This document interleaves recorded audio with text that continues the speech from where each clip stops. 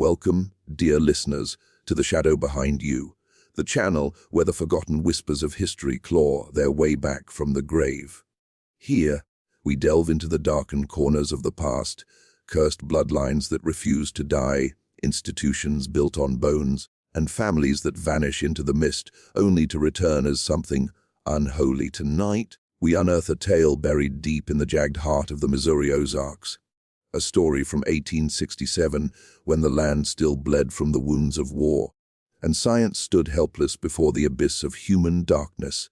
This is the unfathomable case of Timothy Caldwell, the boy science failed to explain. Imagine, if you will, the Ozarks in the fading light of autumn. Towering limestone bluffs cloaked in crimson leaves, rivers carving through ancient hollows like veins pulsing with forgotten secrets. The air thick with the scent of damp earth and decaying foliage, where every rustle in the underbrush could be a deer or something watching. In these remote hills, where communities clung to survival like moss to stone, a boy emerged from the shadows, a boy who would shatter the fragile illusions of innocence and reason. Timothy Caldwell, just 8 years old, polite as Sunday prayer, yet harboring a void so profound it devoured light itself. But before we descend into this nightmare, let me pull you closer to the fire. Feel its warmth. It's fleeting, for the chill of this tale will seep into your bones. What if evil isn't born of devils or curses, but from the quiet recesses of a child's mind? What if science, with all its scalpels and theories, could only stare in horror at a soul unbound by empathy? Timothy's story isn't just a recounting of deaths and deceptions. It's a mirror held up to the darkness within us all. A reminder that in the Ozarks' mist-shrouded valleys, some shadows don't flee the dawn, they follow you home. As the Civil War's echoes faded, leaving behind scorched farms and fractured families, the Ozarks became a refuge for the weary and the wicked alike. Guerrilla fighters, bushwhackers, and outlaws roamed these hills, their deeds blending into local legends of haints and howlers. But in 1867, near the town of Sedalia, perched on the edge of the Ozark Plateau, where flatlands give way to rugged wilderness, a new kind of terror took root, not from spectral apparitions or cryptid beasts, but from a boy with eyes like polished obsidian, reflecting nothing but calculation. Timothy arrived in Sedalia as an orphan, his parents claimed by a fever that swept through their isolated homestead 2 years prior. Taken in by his uncle Thomas Caldwell, a stoic farmer hardened by the war, and Aunt Sarah, a woman whose faith in God was her only shield against the world's cruelties. The Caldwells were descendants of Scots, Irish settlers who had carved out a life in these unforgiving lands generations ago. Their bloodline whispered to carry echoes of old-world curses, tales of changelings and fairy-touched children who brought misfortune. But such stories were dismissed as folklore until Timothy. From the outset, he was unnervingly perfect. He rose before dawn to tend the livestock, his small hands deft and tireless. Neighbors marveled at his manners, his quiet intelligence. "That boy's got an old soul," they'd say, chuckling over fences. But there was something off, a stillness in his gaze, like a pond hiding treacherous depths. And then the deaths began. It started subtly, as these things often do. A neighbor's cow found with its neck twisted at an impossible angle, no signs of struggle. Then a horse, its belly slit with surgical precision, organs arranged in neat rows as if for study. Whispers spread through Sedalia's saloons and churches, perhaps a predator, a wolf or bear strayed from the deeper Ozarks. But Dr. Samuel Harding, the town's sole physician, a man of science fresh from Philadelphia's medical halls, suspected otherwise. Harding, with his wire-rimmed spectacles and leather-bound journals, documented everything. His entries from that spring paint a picture of growing unease. The Caldwell boy found the latest carcass. He described the wounds with a vocabulary beyond his years. "Incised with intent," he said, his expression utterly devoid of horror. As summer's heat baked the earth, the tragedies escalated. Mary Fletcher, a widow living on the outskirts, vanished one misty morning. Her body was discovered days later in Willow Creek, drowned, but with bruises suggesting a struggle she couldn't have won alone.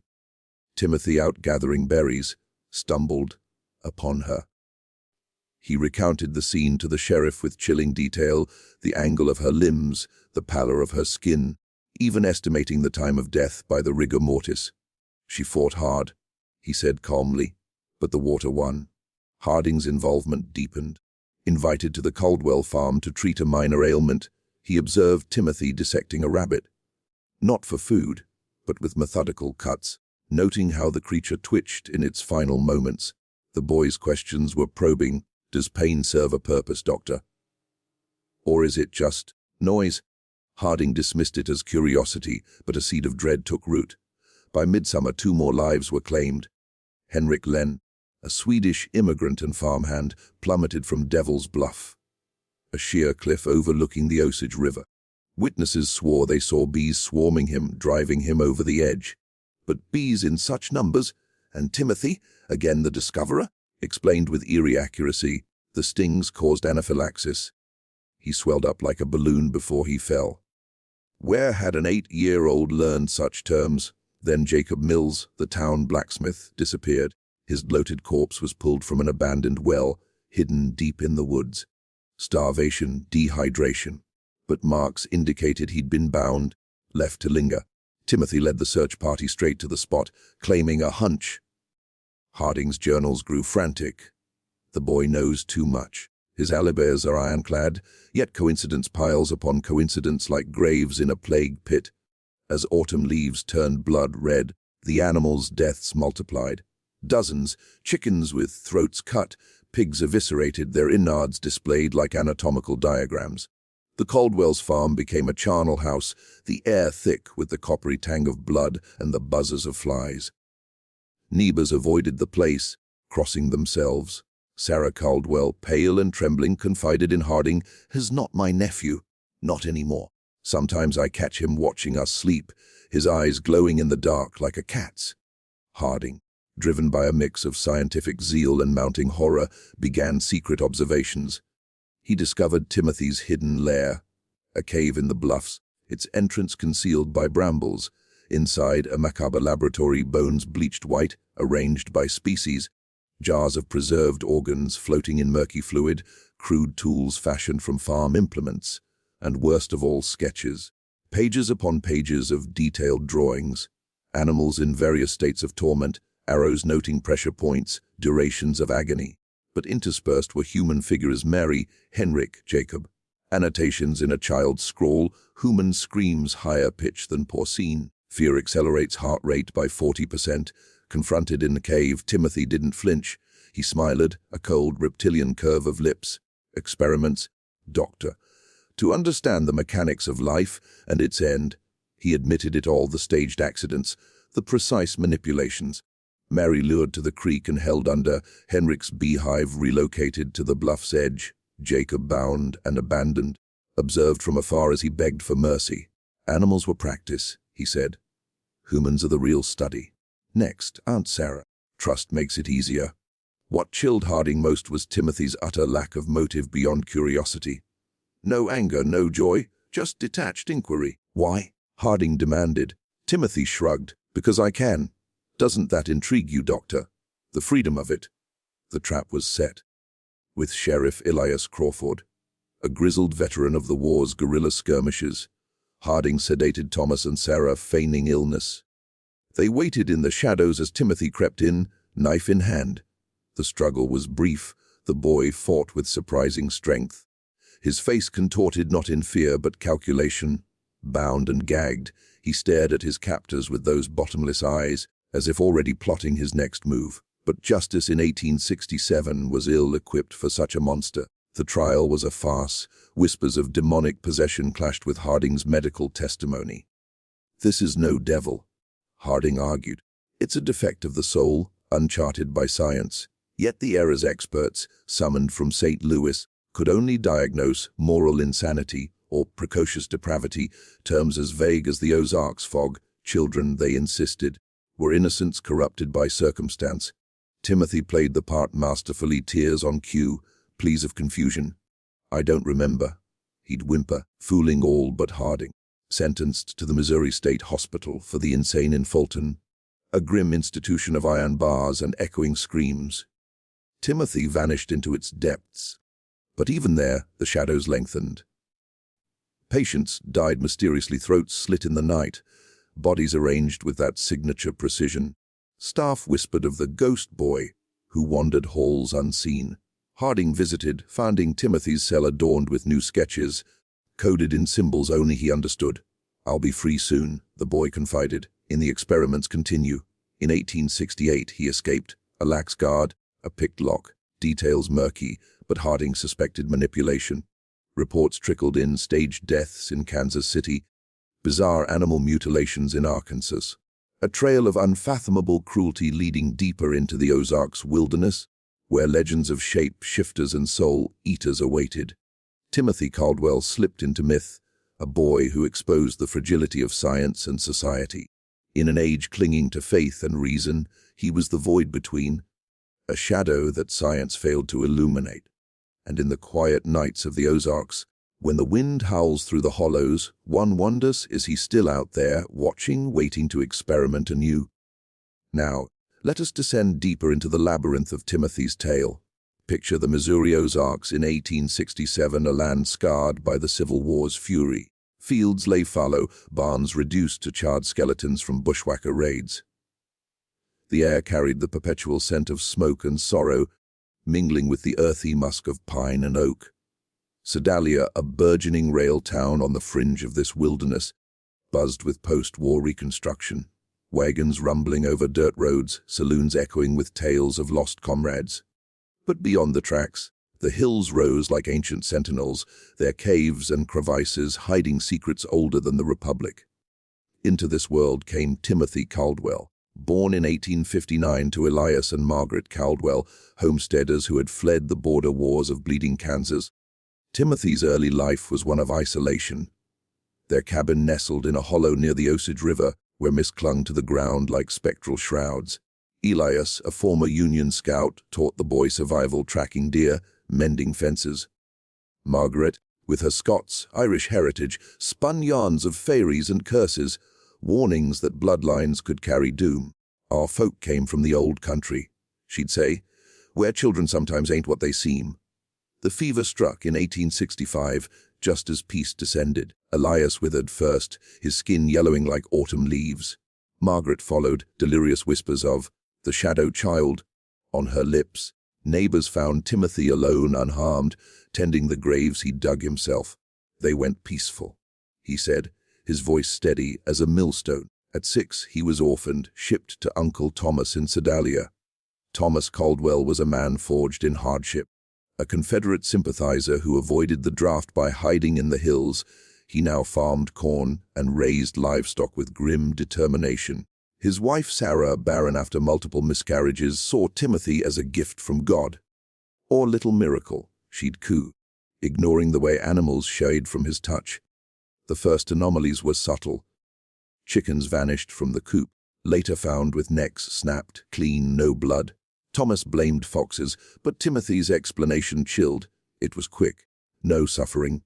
Then the cat, beloved by Sarah, discovered disemboweled in the barn, its organs laid out in orderly fashion. Timothy watched Sarah weep, his head tilted like a curious bird. "Why cry? It's just meat now." Samuel Harding entered the picture in early 1867, a Yankee educated at the University of Pennsylvania. Harding had come west seeking fortune in the booming railroads. Tall, with a scholarly beard and eyes sharp as lancets, he represented the new age of science, dissecting mysteries with logic. Called to the farm for Sarah's lingering cough, he met Timothy. The boy assisted, handing tools with precision, asking about anatomy. "How does the heart know to beat, doctor? What if it stops?" Harding was intrigued.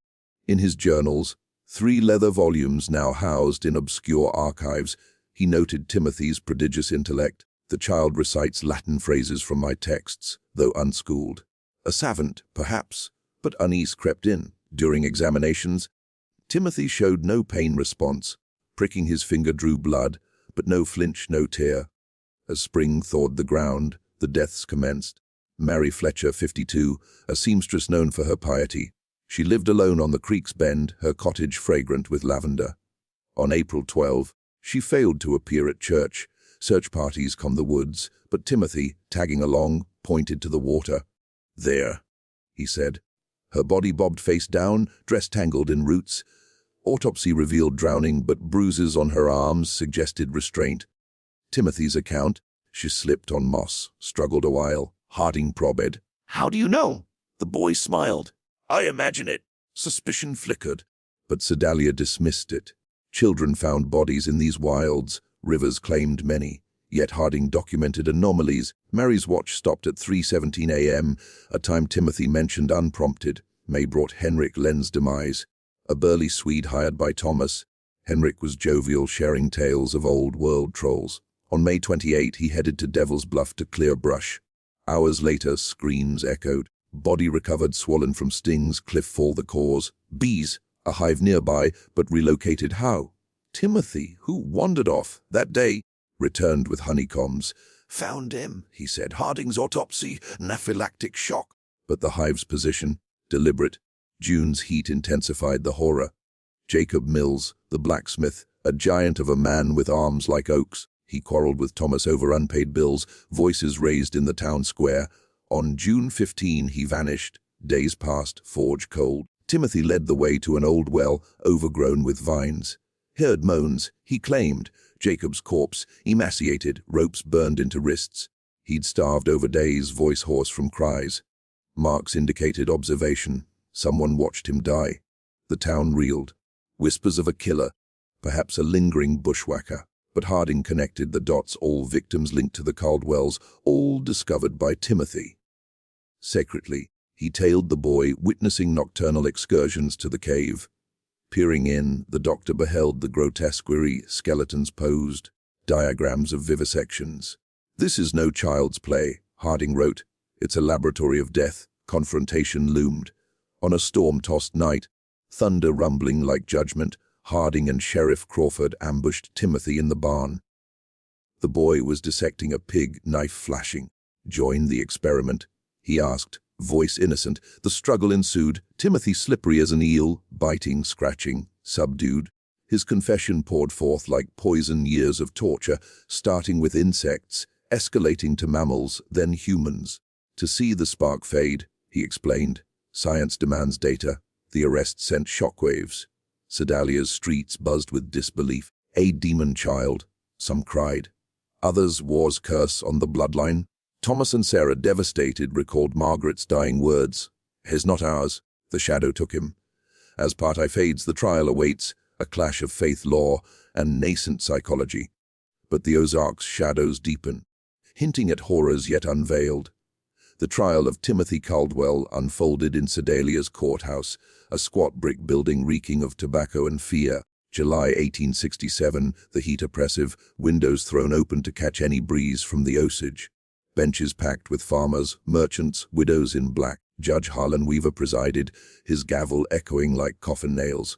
Prosecutors painted Timothy as a fiend, defense as a traumatized orphan. But Harding's testimony was the fulcrum. "Gentlemen," Harding intoned, "journals open. This boy defies classification. His knowledge of anatomy rivals my own, yet he's unschooled. His actions aren't madness. They're methodical, devoid of emotion. Exhibits paraded, sketches, tools, preserved specimens. Gasps rippled as a drawing of Mary's drowning was unveiled, eyes bulging, hands clawing water. Timothy sat shackled, diminutive in the dock, eyes scanning the room like a predator assessing prey. When questioned, his voice piped clear. "I wanted to know how long a person fights before they give in. No remorse, just fact." The jury paled, one vomited into a spittoon. Experts arrived from St. Louis, Dr. Elias Thorne, a phrenologist, and Reverend Silas Grant, an exorcist of sorts. Thorne examined Timothy's skull. Bumps indicate high intellect, low moral faculty. A born degenerate. Grant, Bible in hand, declared possession. The devil speaks through him. "See how he mocks prayer!" Timothy recited verses backward, grinning, but science faltered. No diagnosis fit. Hysteria? Too calculated? Melancholia? No sorrow. The error's psychiatry rudimentary leaned on humoral theory or moral treatment. Timothy exploited gaps, feigning seizures, whispering confessions only to retract. "They're scared of me," he told Harding in private. Because I'm free. Sentencing life in the asylum. Too young for hanging. Missouri State Hospital, a Gothic pile amid rolling hills, awaited. Carried away in chains, Timothy's last words to Harding, "The experiments aren't over, Doctor. You'll see." Institutional life was a new arena. Warden Amos Black, a former slave driver turned reformer, assigned Timothy to the children's ward, echoing halls of cries, straitjackets, ice baths. But anomalies persisted. Patients reported a cold boy visiting at night, whispering of pains. Deaths followed, a girl suffocated in her sleep, pillow arranged just so, a boy with wrists slit, blood-forming patterns. Staff dismissed as coincidence, but nurse Eliza Poole confided in letters later discovered. He doesn't sleep, sits staring, drawing invisible diagrams on the wall. Animals stray near his window, birds, rats, found dead come morning. Harding visited monthly, journals swelling. Timothy evolved, learned to mimic emotion, charming attendants with tales. "I'm better now," he'd say, eyes welling falsely. But in solitude, he confessed coded journals, plans for escape, symbols decoded by Harding revealed maps of the asylum, weak points, staff vulnerabilities. Manipulation is the ultimate tool.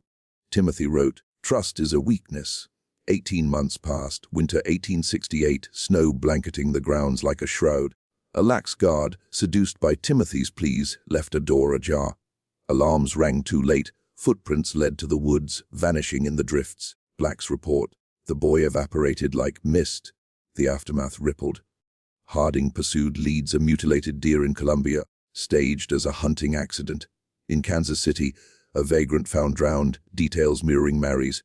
Arkansas's border towns reported child sightings, polite boy asking anatomical questions, followed by deaths. Thomas and Sarah Caldwell crumbled. Their farm fell to ruin, animals fleeing, crops withering. Sarah, haunted by visions, took her life, hanged in the barn, note reading, "The Shadow won." Thomas vanished into the bottle, mumbling of cursed bloodlines.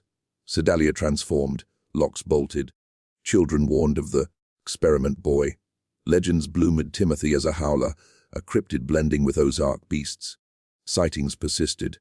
A figure in the bluffs, eyes glinting. Harding's final entries, penned before his own mysterious death as heart failure. But with odd bruises, pondered, did we create him? The war's chaos, isolation, or was he always there, a void in human form? The case closed, but the shadow lingered, stretching across the Ozarks like an unending night. To grasp the unfathomable nature of Timothy Caldwell, we must immerse ourselves in the turbulent waters of 1867 Missouri Ozarks, a region where history, folklore, and the raw edges of human experience intertwined like roots in rocky soil. The Civil War had just concluded 2 years prior, leaving Missouri a battleground state divided loyally between Union and Confederacy. The Ozarks, with their rugged terrain of limestone karsts, dense forests, and winding rivers like the Osage and Current, served as a hideout for guerrillas. Bushwhackers like William Quantrill and Bloody Bill Anderson terrorized these hills, burning farms and executing civilians. In 1867, reconstruction efforts were underway, but scars remained. Displaced families, ruined economies, and a pervasive atmosphere of mistrust and violence. Sedalia, founded in 1860 as a railroad hub, symbolized this transition. Named after founder George R. Smith's daughter, it grew rapidly post-war, with the Missouri Pacific Railroad bringing immigrants and trade. Yet, the Ozarks' isolation bred self-reliance and suspicion. Communities were tight-knit, bound by churches and saloons, where stories of wartime atrocities blended with older legends. Agriculture dominated, corn, livestock, but the land was unforgiving, prone to floods and droughts, fostering a fatalistic worldview. Culturally, the Ozarks were a melting pot of Scots, Irish, German, and Native American influences. The Osage and Cherokee had been forcibly removed in the 1830s, but their spirits lingered in place names and tales.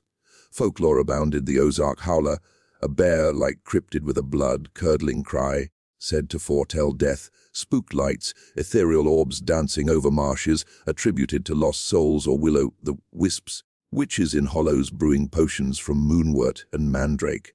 Folk magic, imported from Appalachia and Pennsylvania, Dutch traditions, was rife, powwowing, Ritual healing with charms and signs for planting by the moon were common.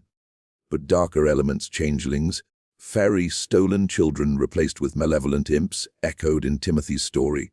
Families like the Caldwells, tracing to 18th century immigrants, carried these beliefs.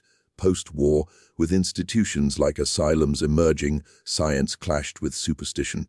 The Missouri State Hospital, opened in 1851, represented moral treatment, fresh air labor, but often devolved into warehousing the insane. Medically, 1867 was pre-germ theory, diseases like cholera and typhoid ravaged, explained by miasma or imbalance of humors. Psychiatry was nascent. Phrenology measured skull bumps for character, moral insanity described antisocial behavior without delusion. Children were seen as tabula rasa, corruptible but redeemable. Cases like Timothy challenged this, echoing real 19th century enigmas, such as the wild children, or feral cases like Victor of Aveyron, but with calculated evil. Unexplained phenomena dotted the era, the Bell Witch hauntings in Tennessee, poltergeists in New York. In the Ozarks, the albino farm legend, though later spoke of deformed outcasts. Hatchet Man's Bridge, ghosts of murders. Post-war violence birthed outlaws like Jesse James, whose 1860s exploits in Missouri blurred crime and legend. Timothy's case blended these, a boy whose actions mirrored guerrilla tactics. Stealthy, precise, yet defied explanation. Science failed because psychopathy, coined later by Kraepelin in 1880s, wasn't conceptualized. Instead, possession or bad blood sufficed. Cultural trauma, wars, orphans, moral decay, amplified fears. In this context, Timothy wasn't just a killer. He was a manifestation of the Ozarks' haunted soul, where fact and folklore wove a tapestry of terror. Beneath the surface of Timothy Caldwell's chilling saga lies a web of symbolic and psychological threads, weaving through universal fears and the shadowy underbelly of human nature. This boy, with his void-like gaze and clinical cruelty, serves as a cipher for the existential dread that haunts us, the fear that evil is not external, demons or curses, but innate, a glitch in the human code. Psychologically, Timothy embodies what we now term psychopathy: lack of empathy, superficial charm, manipulative prowess. In 1867, without Freud's aid or modern neuroscience, such traits were unfathomable. His experiments mirror the detached observation of scientists, inverting the Enlightenment's promise, reason as salvation, into horror. He represents the shadow self, Jung's archetype of repressed darkness, emerging in a war-torn society where violence was normalized. Symbolically, the Ozarks landscape amplifies this: caves as subconscious depths, rivers as inexorable fate, bluffs as barriers to understanding. Timothy's cave lair, a womb of horrors, evokes Plato's allegory, shadows on walls mistaken for reality. His victims, arranged like specimens, symbolize dehumanization, echoing slavery's legacy in Missouri, where people were chattel, dissected in thought, if not body. Thematically, the story probes innocence corrupted, children as monsters invert Victorian ideals, Dickens' orphans as pure. Timothy exposes cultural trauma, wars, orphans embodying societal failure. Universal fears, the uncanny valley, where familiarity breeds revulsion, parental dread of the bad seed, the abyss gazing back, per Nietzsche. Connecting to human nature, Timothy questions free will. Is evil chosen or wired? In an ominous lens, he warns of unrestrained curiosity, science without ethics, foreshadowing 20th century horrors like Mengel's experiments. Culturally, he ties to Ozark folklore's warnings against hubris, like tampering with nature's secrets. Intellectually, this tale haunts because it lingers. What if such voids exist today, masked in normalcy? Timothy forces us to confront the limits of knowledge, leaving an eerie echo: the shadow behind you might be your own. And word count for deeper analysis and thematic exploration, approximately 2,000 words. Peak conclusion: as our journey through the unfathomable case of Timothy Caldwell draws to a close, the Ozarks mists seem to thicken around us, whispering unresolved questions. This boy, who slipped through the fingers of science and society, leaves a legacy not of answers but of eternal unease. In 1867, amid the rebuilding ruins of a nation, Timothy exposed the fragility of our illusions, the belief that children are sacred, that reason conquers all, that evil can be contained. Recall the deaths, the deceptions, the escape into legend. Was he a product of his time, warped by war's shadows? Or something older, a cursed thread in a forgotten bloodline, rising like a haint from the hollows? Science failed not because it lacked tools, but because some darkness defies dissection. It lurks in the peripheral vision, waiting. Dear listeners, as you turn off the light tonight, ponder this in the quiet of your room. Does a shadow stir? Is it merely imagination, or the echo of Timothy's gaze, still experimenting from the beyond? The Ozarks keep their secrets, but remember, some boys, like some stories, never truly end. They just watch. Thank you for joining the shadow behind you. Until next time, beware the boy in the mist.